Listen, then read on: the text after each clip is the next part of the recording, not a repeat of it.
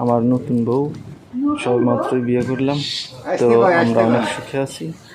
একদমই না, সব মিথ্যে কথা বলছো।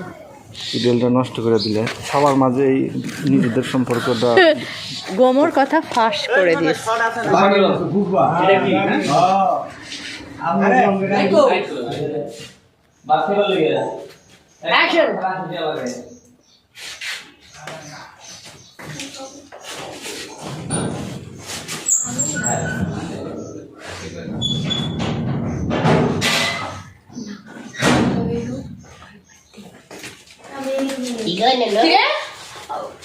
ভাবছিস শুনি?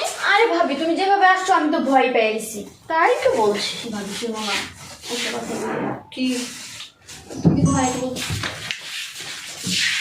এখন আনতে বাইরে কমালে রে কমনা মানে কমা আবার না করতে সগা যা কইছি।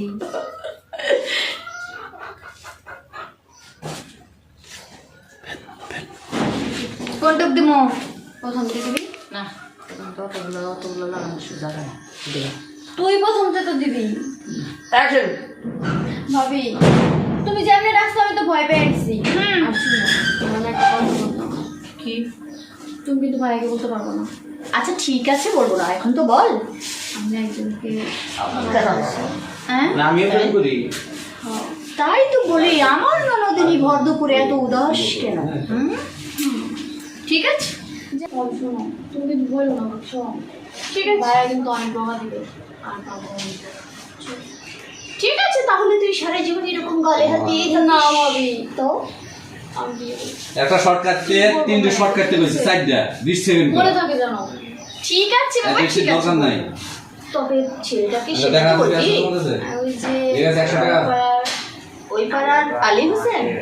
কত টাকা আছে তোমার? বাবা আর পাইলি না দুনিয়ায় আর ছেলে পাস নাই খুঁজে। ওই টাকাকে আছে সজা দিছি একটা বস্তা লাগা আরো তো লাগবে।